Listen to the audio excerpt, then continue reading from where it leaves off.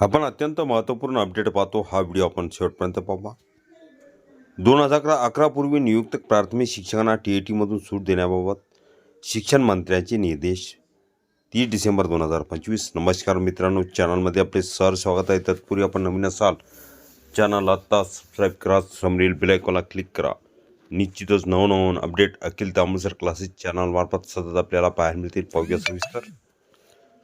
29 जुलै 2011 पूर्वी नियुक्त करण्यात आलेल्या प्राथमिक शिक्षकांना शिक्षक पात्रता परीक्षा TET देण्याच्या अनिवार्यातून सूट देण्यात यावी, या मागणीला केंद्र सरकारकडून सकारात्मक प्रतिसाद मिळू लागला आहे. केंद्रीय शिक्षण मंत्री धर्मेंद्र प्रधान यांनी या विषयाची दखल घेत संबंधित विभागाला आवश्यक निर्देश दिले आहेत. भाजपचे खासदार अरुण कुमार सागर यांनी या संदर्भात पत्र पाठवल्यानंतर शिक्षण मंत्र्यांनी ही कारवाई सुरू केली आहे.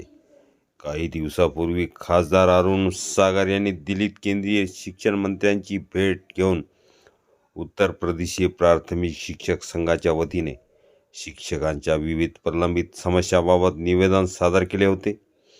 या निवेदनात 29 जुलै 2011 पूर्वी झालेल्या शिक्षक भरतीच्या वेळी TET ही अट अस्तित्वात नसताना नंतर लागू केलेल्या नियमामुळे संबंधित शिक्षकांना अनेक अडचणींना सामोरे जावे लागत असल्याचे नमूद करण्यात आले होते.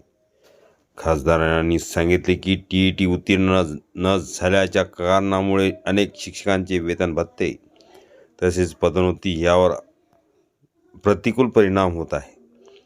प्रत्यक्षात ज्या काळात त्यांची नियुक्ती झाली त्यावेळी TETची कोणतीही अट नव्हती. त्यामुळे मागील भरती प्रक्रियेनुसार निवड झालेल्या शिक्षकावर नव्याने TETची अट लादणे अन्यायकारक ठरत असल्याची भावना शिक्षकांमध्ये आहे.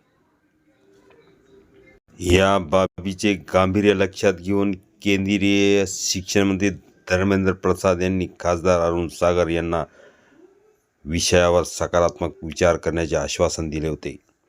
त्यानुसार आता संबंधित विभागाला आवश्यक सूचना देण्यात आल्या असून या प्रकरणावर कारवाई सुरू झाल्याचे संकेत मिळत आहे. खासदार अरुण सागर यांनी स्पष्टपणे मागणी केली होती की 29 जुलै 2011 पूर्वी नियुक्त प्राथमिक शिक्षकांना TETच्या अनिवार्यातून सूट देण्यात यावी, जेणेकरून त्यांचे वेतन, सेवा लाभ आणि पदोन्नती अडथळ्याविना सुरळीत होतील.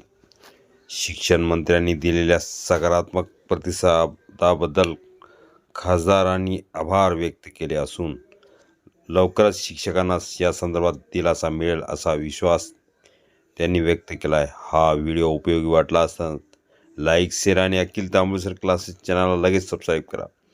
या निर्णयामुळे हजारो प्राथमिक शिक्षकांना न्याय मिळण्याची शक्यता असून शिक्षण क्षेत्रातील दीर्घकाळापासून प्रलंबित असलेला प्रश्न मार्गी लागण्याची अपेक्षा व्यक्त केली जात आहे.